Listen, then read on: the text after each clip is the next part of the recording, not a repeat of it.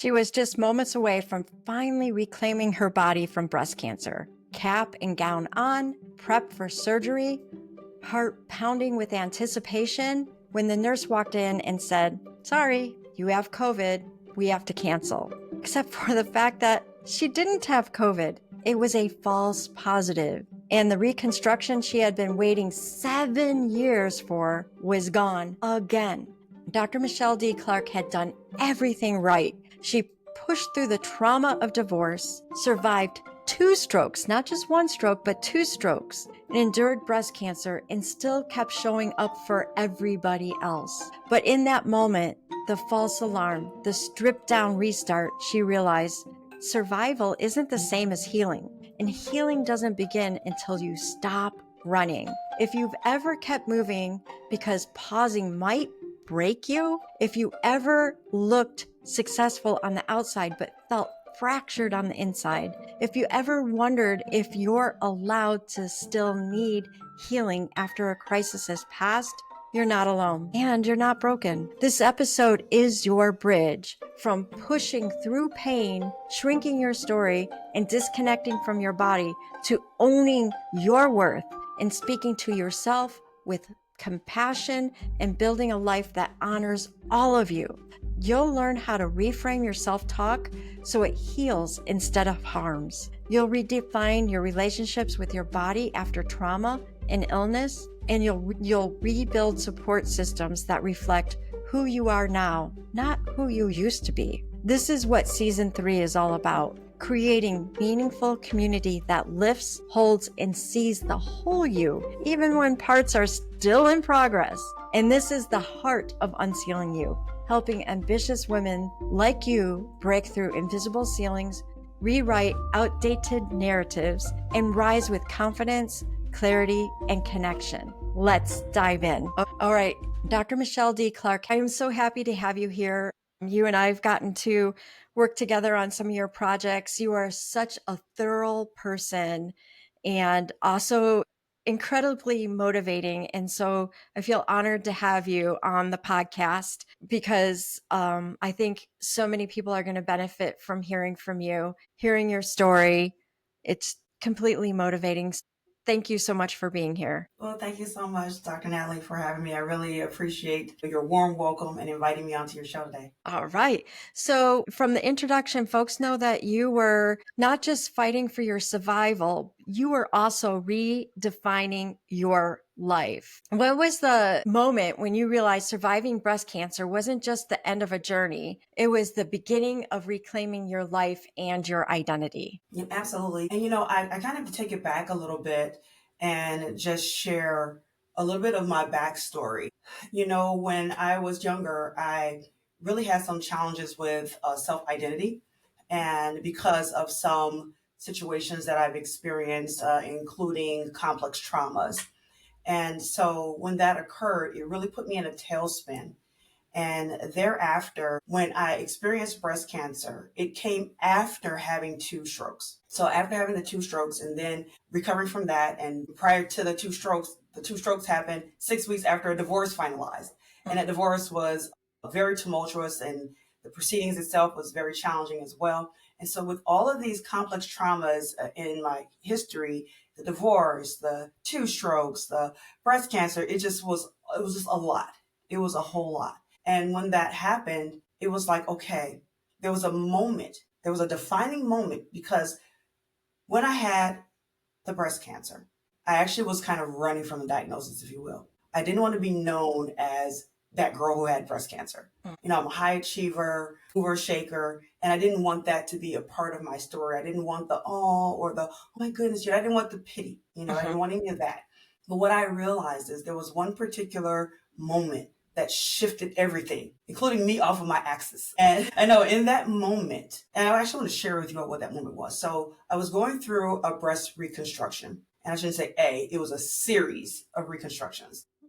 And it took me a long time to even start the reconstruction process because of the history of strokes. So that's why it's important for me to kind of set that part up. And so when I was told I could finally reconstruct, which was approximately 3 years after I had the mastectomy and the radiation therapy, had to recover from that, then I actually had a mini stroke. So I Oh, had to wait. Yeah, I know, right? Then I had a mini stroke. And so I had to wait a little bit longer. And then I was cleared for surgery.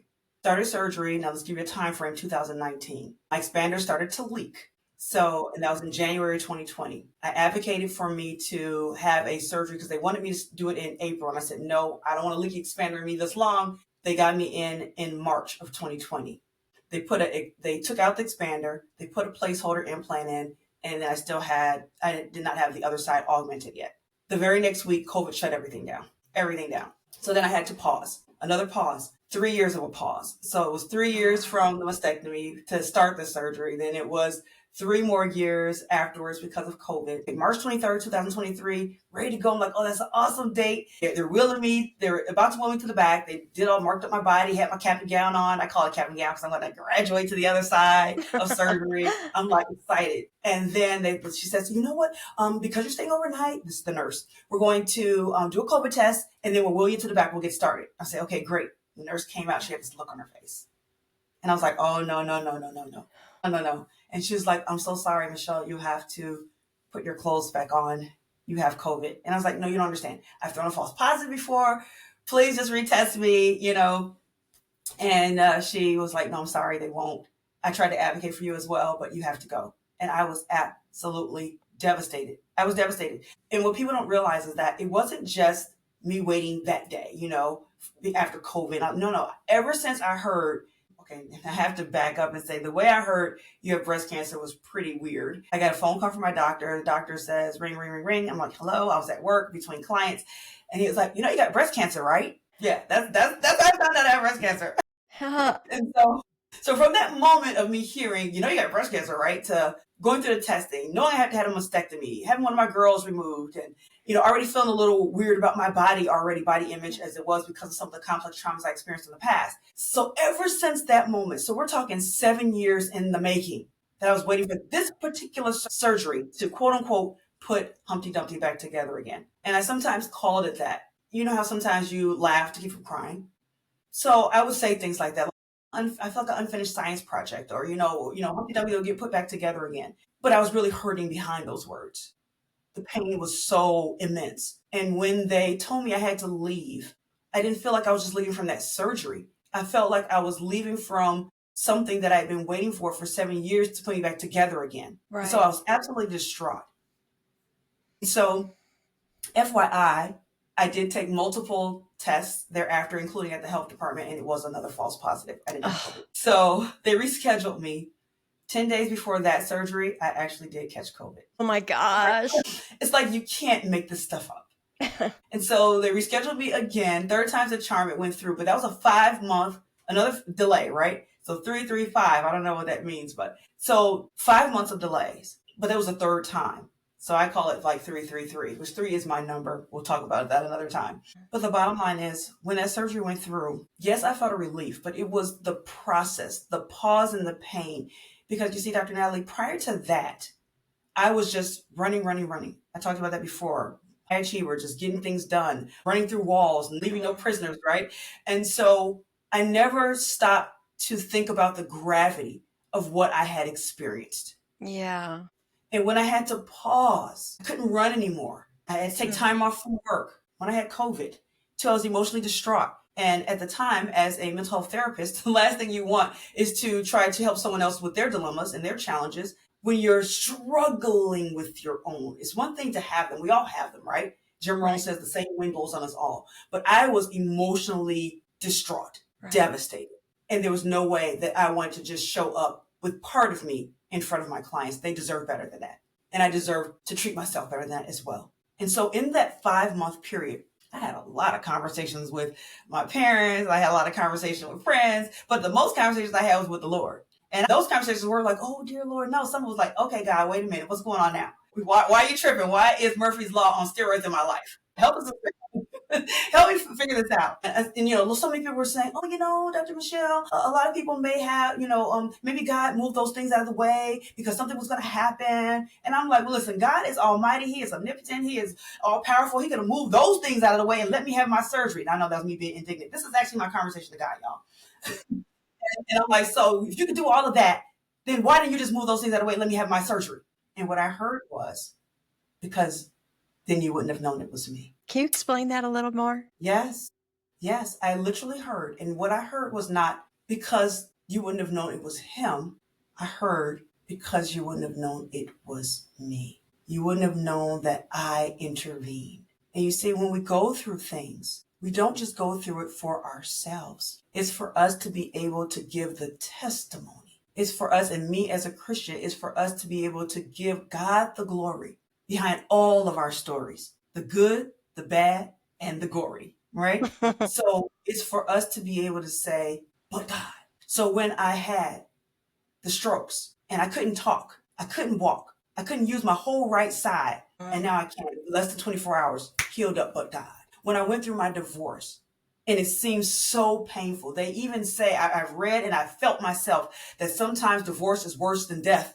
And I don't know about, actually experiencing death, but meaning that the other person is gone or we're gone and you don't have to look at that person anymore, you have to interact with them anymore. So it's a severance that is final. But when you go through a divorce, you still see the person, you still have to interact with them, and you have kids like we did. So to me, it was horrible. And so 6 weeks after that was when I had the strokes. But God, I got through the divorce, but God, the things that I went through in my childhood, the things that scarred me and made me lose my self-identity and flounder in my own body, never feel safe and sacred and loved and worthy in my own body. But God, despite all the things that I went through, God loved me anyways. God healed me anyways. All the mistakes that I made, intentional and unintentional, because sometimes we do wrong when we know how to do right.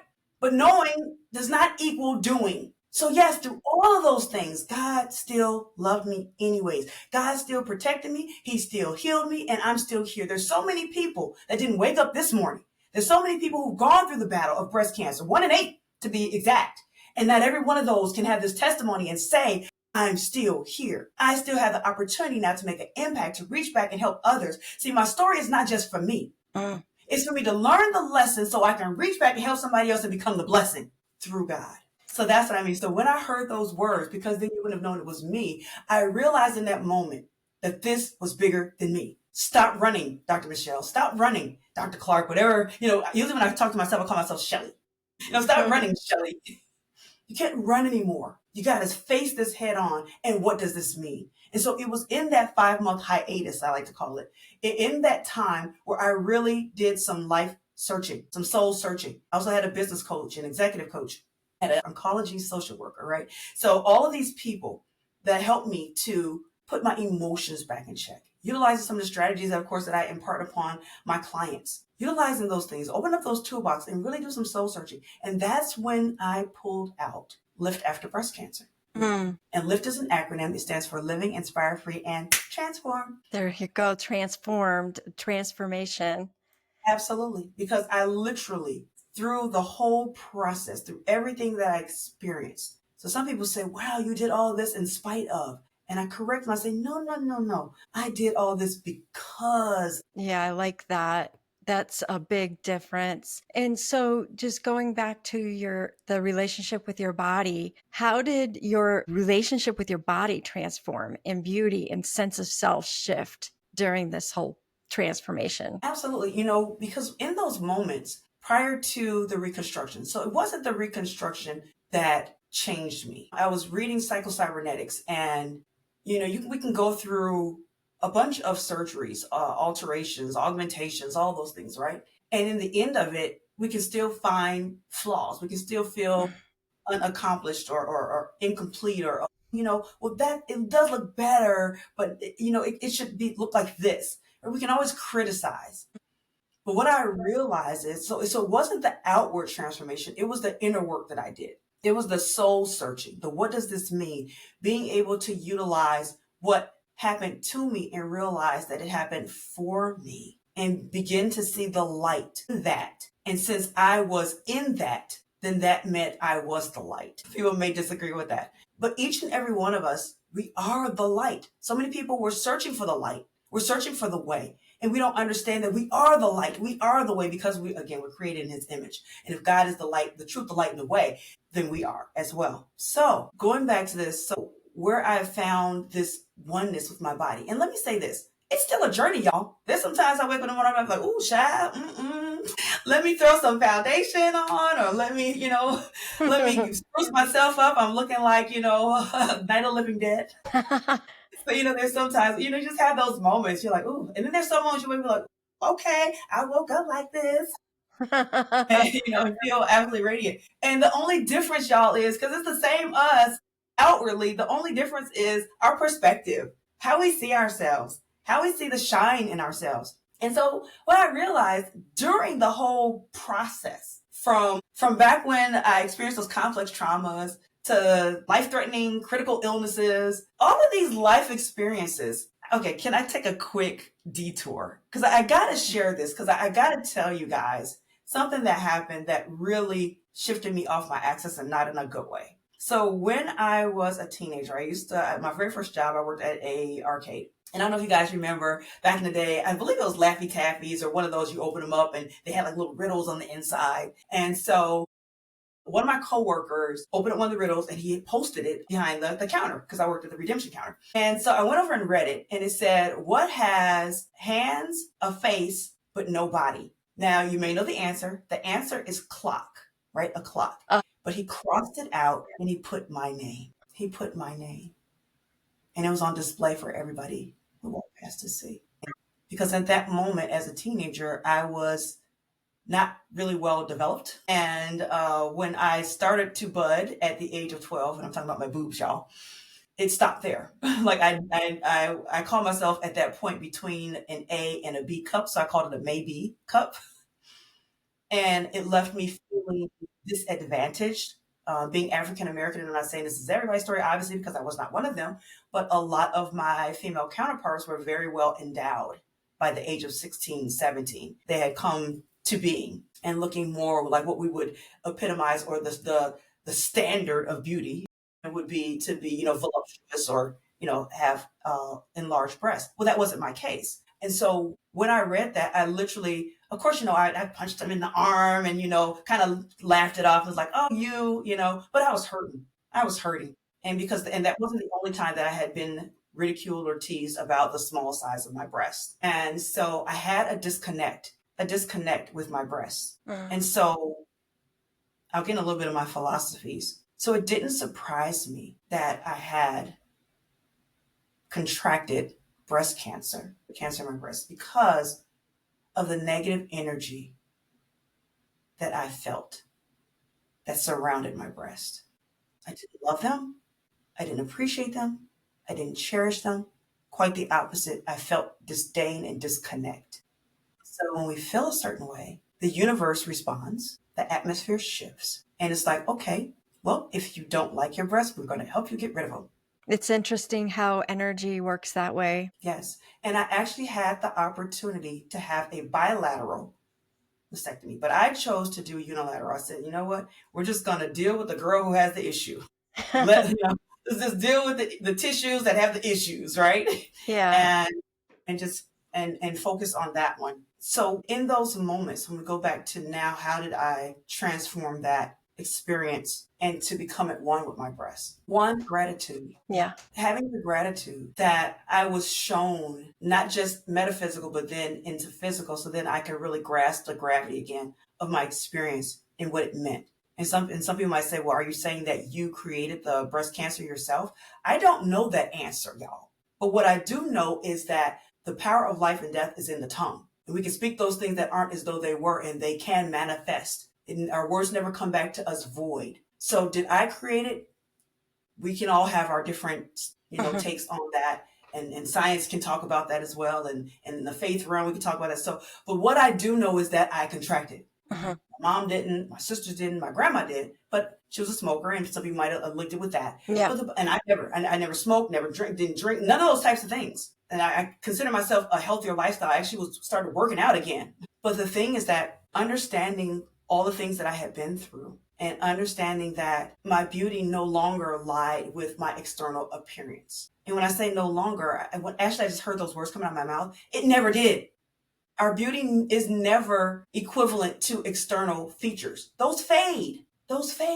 It's what we're doing on the inside. It's what we're doing to impact and empower others. That's where our grace, our beauty, our strength lies. And so my relevance isn't because of my external appearance. That can shift at any given moment. It can shift with a car accident.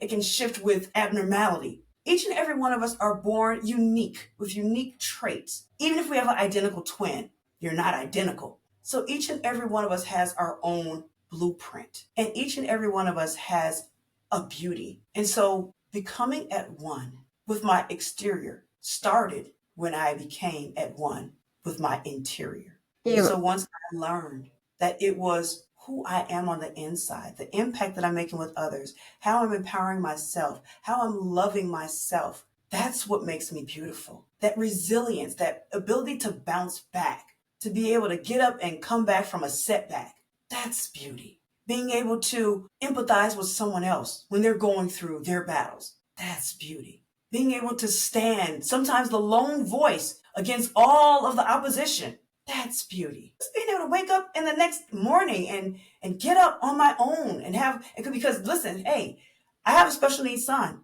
and sometimes he needs assistance. A lot of times he can't feed himself. He can't clothe himself. He needs assistance with all these things. He doesn't swallow. And yet he's beautiful. He doesn't look and walk and talk like other neurotypical children, but he's still beautiful. And not in spite of, but because of.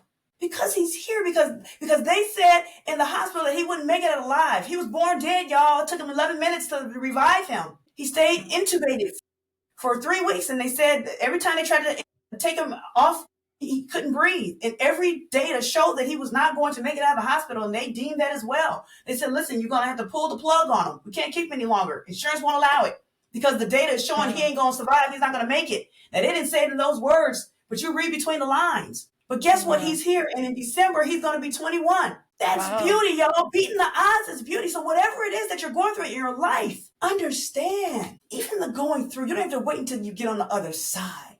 Understand that while you're even in the midst of it, that's beauty, because you're given the opportunity to go through. And don't stop. Just keep going. If you're in a storm, don't stop in the middle of the storm. Keep going. Get through it. And then on the other side, you can reach back and help somebody else who's in the midst of their storm. That's beauty. So that is the standard of beauty that Lift After Breast Cancer. That's why I started Lift After Breast Cancer. To change, to shift the axis of the standard of beauty. Change that standard. To not this fading, fleeting, transient, external, and for the most time, unattainable. Because a lot of stuff we see out there that's cookie cutter, child, they weren't born with that.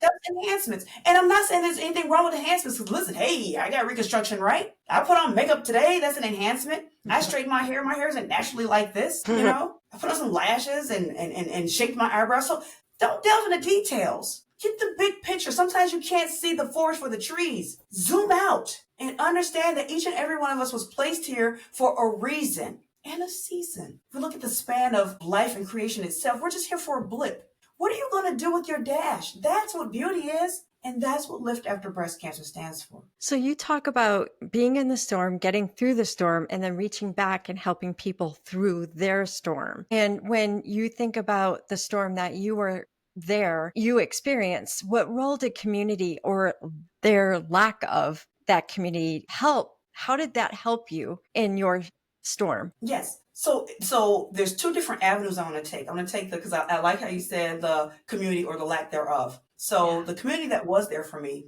of course, my family. My family was there. My mom flew to town to help care for me. My sister actually changed her whole life around. When I was going through divorce, I'm from Illinois originally. And so my sister moved to Michigan to be with me when I was going through my divorce, because I moved to Michigan after going to a grad school. I went to grad school, U of M. That's what brought me to Michigan. So I was the only person here in Michigan, my immediate family. And so she moved here to help me when I was going through my divorce, because I was struggling. I was struggling to work. I didn't have any support in that realm. So she flew to help me. And so in that, my sister still lived with me, because after moving to help me with the divorce, I had the 2 strokes. She actually found me on the floor of the second stroke. Talk about that, right? If she wasn't here, I wouldn't have been found for 2 days. Because when our divorce, the kids were gone and they wouldn't have come back to me till that Wednesday. The second stroke was on a Monday. And so I would have been at home 2 days, but my sister was there, but God, right? So we don't know the grand scheme of things. So my sister was here. My mom flew into town.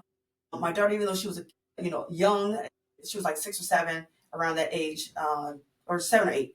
But she still was my support. My church family was my support. I had a church home. I had an oncology social worker, my medical team. So I had those supports. I didn't know anyone who had cancer at the time. And so a friend of mine, he was a police officer, retired, and he had a friend who had just gone through her procedures. She had a bilateral mastectomy, and she went through reconstruction, and she came by, she gave me her pillow, she showed me her boobs. I know that is something we do, right? Literally, it's like totally disrobe, like my empty spot where a breast was, or oh, look at my reconstruct. It's like no holds bars, right? And that's so liberating, y'all. So that was my community, and so it was so empowering to meet her and to be able to speak with her, and it just felt alive, right? And like, oh my God, somebody's going through what I'm about to go through, and so being able to see that, it just provided another glimmer of hope, right? And so when I got finished with active treatment, rang the bell, excited about all of that, going through my reconstruction, I started to, and it took, again, all these years, right? I said, you know what? I'm ready to embrace my story. I'm a survivor, right? I'm like, okay, let's go. I'm ready to get it. I'm ready to become part of the community. And so I started going to a group. And what I realized when I was in this group, I was looking around at everybody around me, and I was like, everybody is, I call it seasoned instead of senior age. Everybody was seasoned, right? So they were like, 60 and up. And they were empty nesters. They'd already retired out of their career. They reached their pinnacle in their career and retired or whatever. And they were living their life and had grown kids. And I was like, wait a minute now. So nobody in this group is still working. Nobody is a CEO or an exec or a professional or even, a line worker. Nobody's working anymore. And your kids are, so I'm like, wait a minute now. And so almost every group I was experiencing was like that. Mm-hmm. And I'm like, okay, And so then I said, well, I want to start going to retreats. So maybe I'll go to retreat and I'll get a chance to, see some of the survivors who look more like me. Well, when I started researching, and I was like, okay, so this is around my age group. But wait a minute, you only have to be 1 year out from active treatment? Well, I'm way past that, because my experience took way longer than just 1 year. So you had only 3 years, only 5 years. So okay, so what I realized in that moment was that I went through all of this trouble, all of these problems, all these issues with breast cancer, and now I'm not invited to play in the reindeer games, the fun side of breast cancer. What is that? If there's going to be a fun side, it's being able to collaborate and retreat and have fun. And I said, wait a minute, so I'm locked out of this exclusive country club that I didn't want to be a part of in the first place? And so with that, it was like, okay, so it went from me, I had a community, but I felt there was a void. So I'm like, okay, so now if you can't see it, then you have to be it. So this is what we're going to do with Lift After Breast Cancer. So we're going to have it where it doesn't matter where you are in your journey. You can come and have fun with us. So you can be 1 year past. So let me say this though. So for Lift After Breast Cancer, what we answer the question of is what's next, right? So after active treatment, then what's next? Because that's where I found the void. So there was a lot of services, as far as, I don't want to say prevention, because you can't really prevent it, but to reduce risks, right? So risk reduction. There's a lot of services and programs for that. There's a lot of services and programs for when you're going through treatment, including helping if you experience financial toxicity, all those sorts of things. If you need, counseling, therapy, whatever,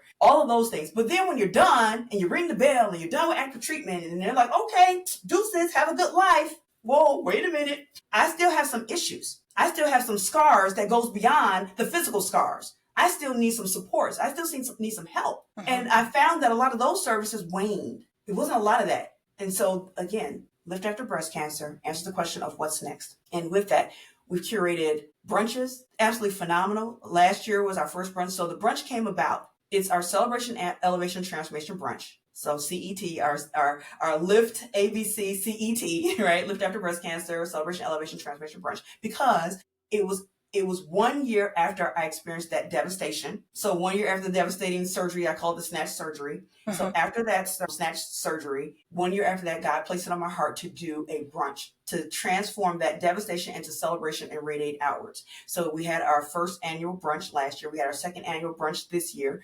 And let me tell you something, it sold out. It sold out. And we had double the amount of survivors this year than we did last year. Wow. And the brunch is for survivors and supporters, because I don't want to lock out our supporters. because I don't know what I would do when we talk about community. I don't know what I would have done without the folks who stood by me, who were there for me when I was flailing, when I was had a hard time getting out of bed, not just physically but also emotionally. When I just didn't know whether I was coming or going, I didn't know my face from a hole in the wall. All those folks who surrounded me with love, we can't lock them out too, right? Yeah. We have to include them. So it's for survivors and supporters, and so we have different programming that supports that. We have coaching. We also have, we're in the process right now of curating our inaugural retreat. And this, y'all, again, you don't have to just be 1 year or 3 years or 5. Listen, if you are a survivor, we had someone, I believe, I don't know if she was the furthest into her healing, Ned, we call it, Ned, I mean, no evidence of disease. But I believe she was 24 years out, 24 years out. Wow. Because I'm about 10, when I heard you have breast cancer, and then I heard those words, that was 2015, September. Okay. And unfortunately, it was on my older sister's birthday, not the younger sister who came live with me. It was, and here's a fun fact. When I went for a second opinion, and I got the confirmation, my second opinion, on my younger sister's birthday. So I pray that those 2 dates are the only links that they will have with breast cancer. Yeah.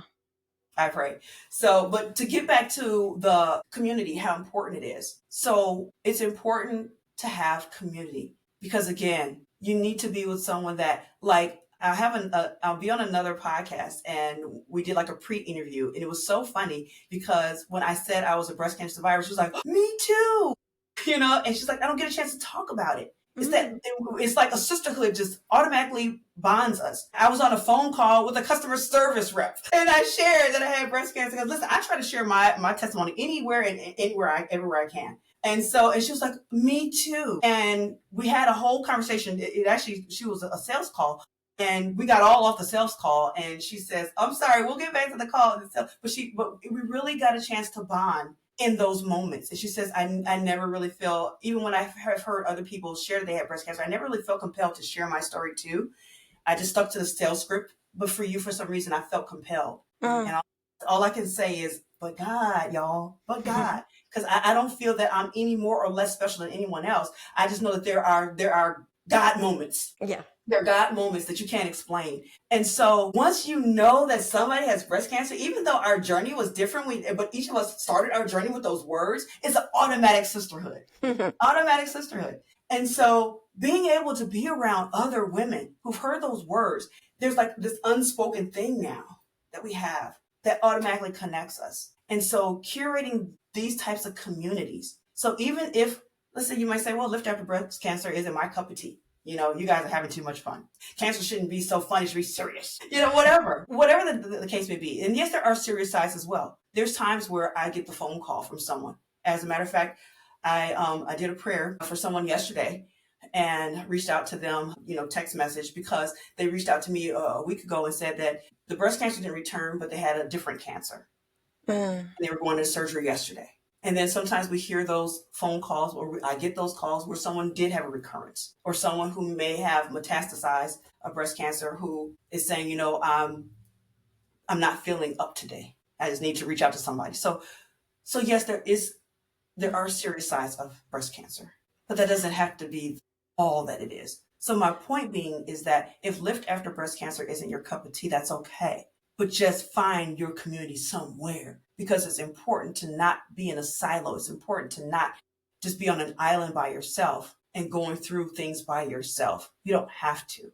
It is a choice. You can choose to. If that's what you want to do, that's okay. But please understand, you don't have to. You don't want to. There are places and entities like Lift After Breast Cancer that can help you. And I'd love to be that person for you. I love the fact that you have built this community, the stories that we tell ourselves. You talk about how someone's not feeling, someone let you know that they weren't feeling up today. What do you think is the most important thing about the stories that we say to ourselves, and how does authenticity play into that overall? Yeah, absolutely. And I'm going to take a two-pronged approach to this as well, because it's what we tell ourselves and also what we share with others or don't. Right.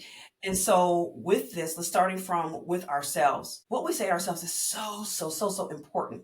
We have self-talk, and we have those automatic thoughts. And some of those thoughts, and actually, I've done some research on that, and up to 80% of the thoughts that we have are negative. And 80% of those thoughts, 75 to 80% of those thoughts are recurrent. So we're this negative feedback loop of things that we say to ourselves. It's so funny. I just a quick detour. I had gotten a book in the mail. My daughter was here, and when the book came in, I was like, "Oh, great! I'll get a chance to read this book." And just that quickly, the negative automatic thought said, "Oh yeah, another book that you're probably not going to read." And I'm like, Oh, "Where did that come from? What do you mean?" Because yes, I do buy a lot of books, and I don't get a chance to read all of them. And just that quickly, the thought was like, "Oh yeah, you bought another book you're not going to read." And it's like, "Yeah, but I will. What do you mean? I'm in the process of reading a book right now."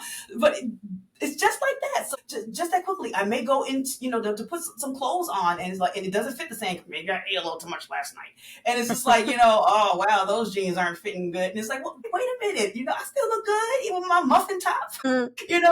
So we have to reshift and refocus and reframe these negative thoughts that come into our minds, because it's going to happen. You can't stop them. But here's the deal: it's like a radio station. If you don't like what you hear, and change the station. You don't have to sit in it and just, and learn the words of a song you don't like. But here's the deal: if you keep playing the song, you're going to learn those words and you're going to take them in. So we have to change the station, and change it fast. So acknowledge it because it's real. It happened. The thought did come. So acknowledge the thought and then replace it. Thought replacements. Replace it with something. And what I say is, if you can, replace it, and we can, but if you can, replace it with something that's just a little shift different.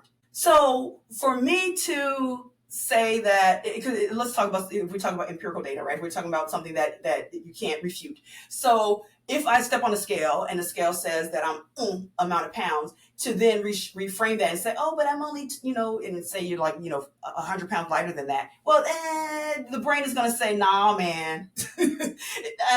So because we have things called schemas, and I don't want to get too far into it, but we have things called schemas. And with the schemas is basically, think of it like a theme song that's playing in our mind. Mm-hmm. And so if we try to mix something in like a DJ that's too different, just think about if you're on the dance floor and the DJ, so let's say something like a beat like this. One of my favorite songs, rock the boat, rock the boat. So if you put that in there, and there's another song, is it him? That mixed, right? But if I put something in there that is like a rock music, like that doesn't mix, or house music. No. You're gonna look like DJ. Hello, what are you doing? Well, that's the same thing with our minds. So when we try to mix something in that's too far from what the theme that's already playing, it's like, nah, what are you doing, DJ? Change the song, and it will reject it. It will reject the new thought. So we want to just take a little step closer towards what our minds can conceptualize, so that it will integrate it and not throw it out. Got it. That's a phenomenal tip. I love that.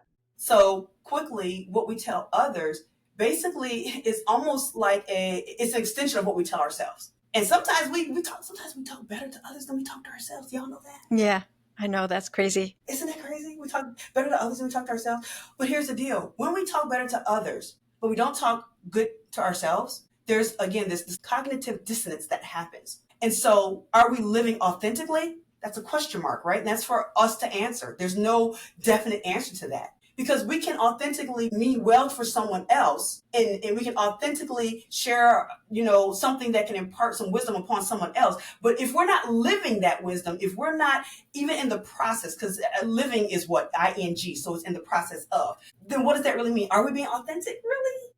Question mark again, right?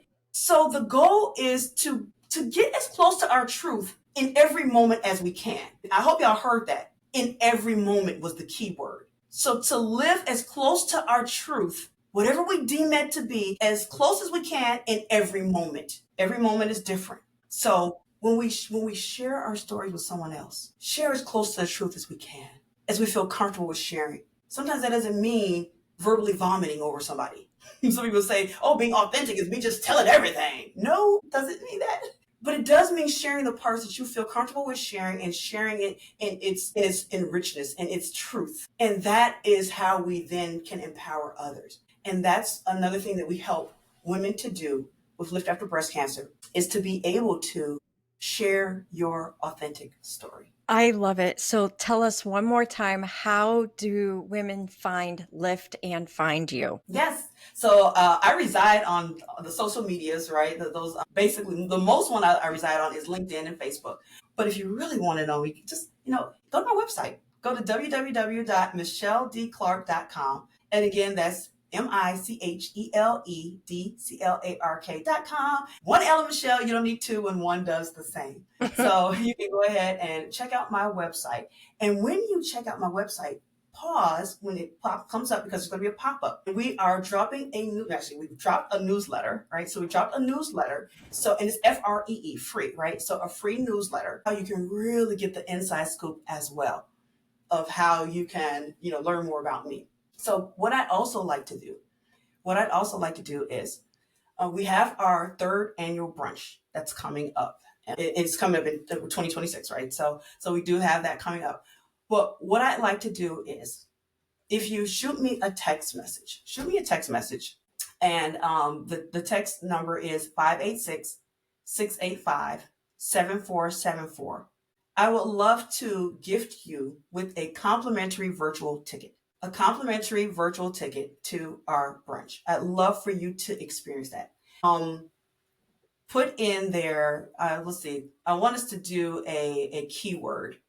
And what should we have our keyword for this one? Because we've been having so much fun today. How about if we do UnCeiling? So text your name, your email, and the keyword UnCeiling to 586-685-7474, and we will gift you with a complimentary virtual ticket to our third annual Lift After Breast Cancer brunch. Excellent. And I know you always have speakers that are on fire. Amazing people. So thank you so much for being on UnCeiling You today. I really appreciate your wisdom, your passion, everything that you've been through, the fact that you've really got introspective and grabbed on to the fact that God loves your light and recognizing the light that you have in you. Thank you. Thank you again so much for having me on UnCeiling You. I appreciate you. Dr. Michele D. Clark went from white knuckling her way through survival, navigating 2 strokes and a traumatic divorce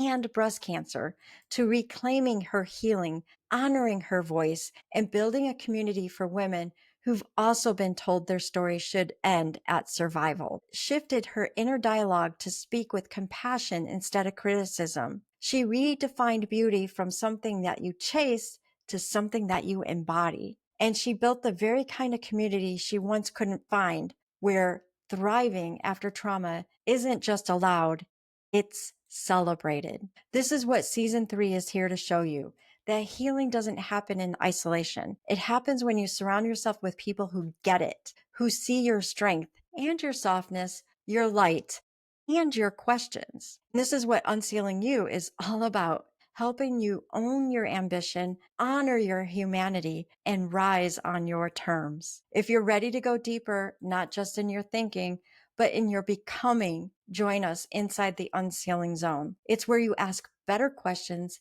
have braver conversations, and grow together. Head to unceilingzone.com. That's UnCeiling